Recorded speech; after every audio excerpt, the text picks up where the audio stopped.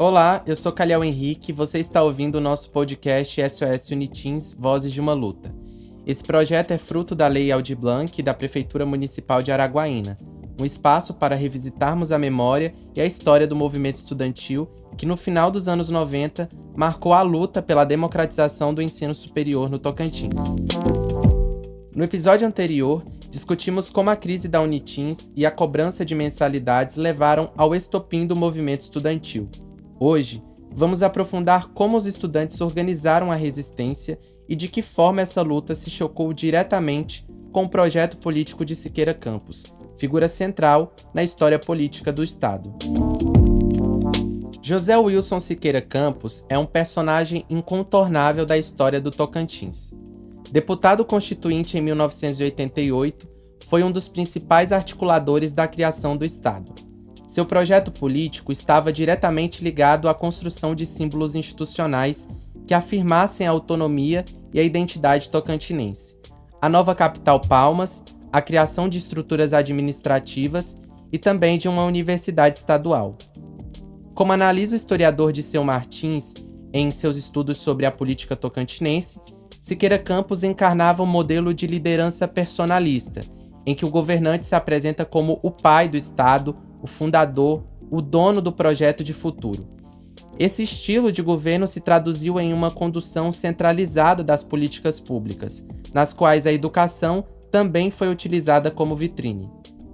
A Uniteens, nesse sentido, não era apenas um espaço de formação acadêmica, mas um símbolo de poder político.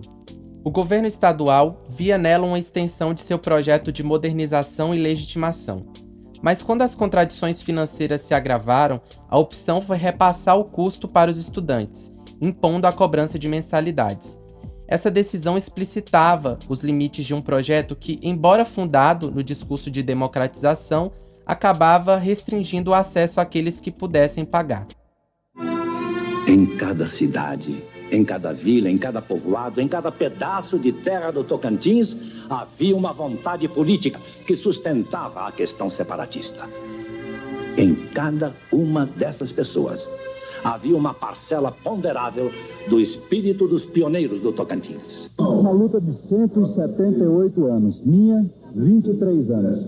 E teve época que a emoção dominou muito, em vários episódios. Era muito emocionado, que eu agradeço a Deus, aos meus companheiros, a imprensa, que nos ajudaram. E o Tocantins não faltará ao Brasil, tenho certeza disso. Essa é uma história de final feliz. Declaro promulgada a primeira Constituição do Estado do Tocantins e instalado os seus cargos de direito.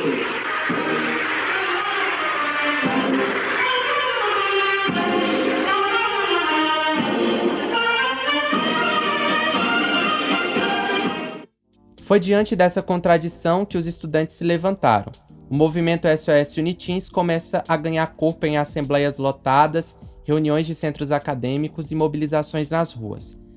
As falas e documentos da época, preservados em jornais e memórias orais, mostram a indignação diante do que era visto como uma traição ao espírito público da universidade.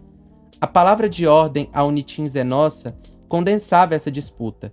De um lado, um governo que tratava as universidades como extensão de um projeto político pessoal, e de outro, estudantes que afirmavam a universidade como direito coletivo e espaço de cidadania. É importante lembrar que o movimento estudantil no Tocantins dialogava com uma tradição nacional. Desde a ditadura militar, passando pelas diretas já e pelo Fora Collor, os estudantes brasileiros tinham papel central nas mobilizações sociais. O SOS Uniteens era, portanto, parte dessa longa linha de resistência. Qual a memória que o senhor tem, assim, das principais mobilizações que vocês fizeram aqui em Araguaína, por exemplo? Nós fizemos passeatas, a gente mandava documento para jornais, para imprensa televisionada, para órgãos públicos como o Ministério Público, como o Judiciário, e fazíamos passeatas também. E eventos públicos, teve evento aqui de Siqueira Campos em fazer um comício, e nós fomos todo mundo para lá e ele mandou deitar o porrete em todo mundo. Não sei se tu ficou sabendo. Então a gente procurava todos os espaços e momentos importantes, momentos inclusive que conflitavam com o interesse deles passar uma história equivocada da nossa luta, nós íamos para lá e se fazia representar. Então, a inauguração do Hemocentro aqui, do Hemocentro não, do Centro de Oncologia da cidade, foi os estudantes todos para lá para frente e só levantaram cartaz falando em SOS Unitins, e o Siqueira Campos mandou os PM meter o cacete, rasgar faixa, rasgar cartaz e bater, e meter o porrete em gente, e jogava a gente no chão e carregava algemado. Isso tudo aconteceu durante o movimento. Esse foi um evento no Hemocentro que ele fez isso. Aqui cabe uma reflexão importante. Lembrar do SOS Unitins não é apenas recuperar esses fatos, mas entender essa disputa de memória. Michael Pollack nos lembra que toda memória é um campo de conflitos, onde diferentes grupos disputam qual narrativa sobre o passado vai prevalecer. Para muitos apoiadores de Siqueira Campos, a criação da Unitins foi uma grande obra de modernização, um símbolo de sua liderança.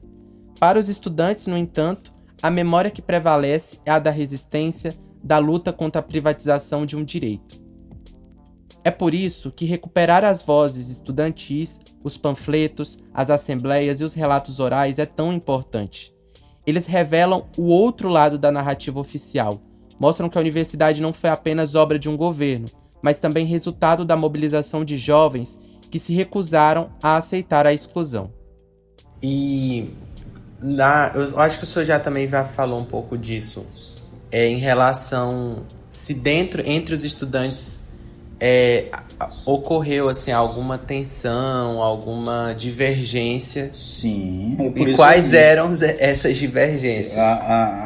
A UADIA tinha os infiltrados dela, tinha a turma dela, mas não tinham coragem.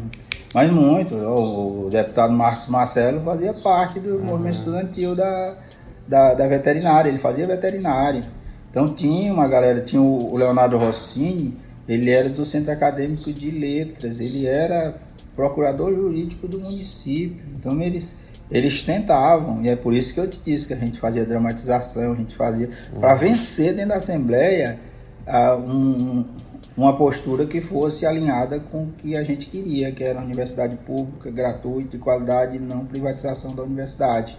Aí eles tinham força, eles tinham influência, eles tinham tanta influência de ter pessoas estratégicas inseridas no movimento, como tinha funcionários públicos que não tinham o que fazer, eles se posicionavam, e professores também.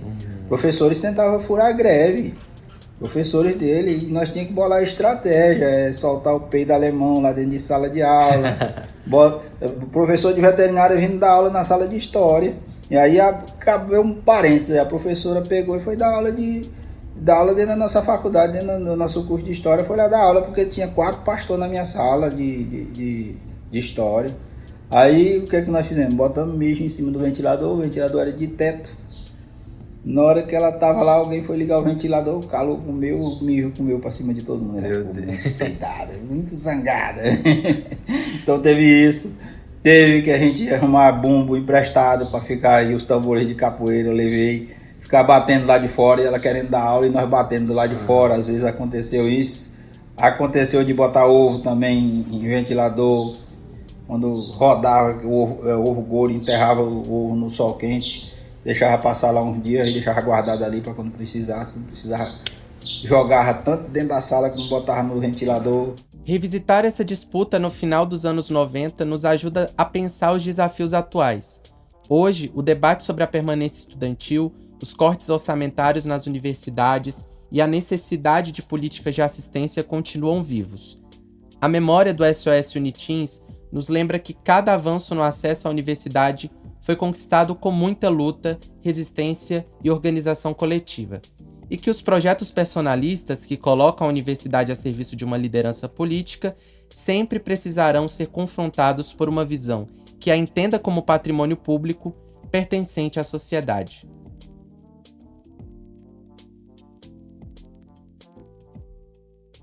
Este foi o 3º episódio do nosso podcast SOS Unitins, Vozes de uma Luta, uma produção realizada com recursos da Lei Aldir Blanc e da Prefeitura Municipal de Araguaína. Hoje, vimos como a resistência estudantil se construiu em confronto direto com o projeto político de Siqueira Campos, figura central na história política do Estado. No próximo episódio, vamos mergulhar nas manifestações, ocupações e estratégias de mobilização que deram visibilidade nacional ao movimento. Eu sou Caliel Henrique e agradeço por sua escuta. Até a próxima!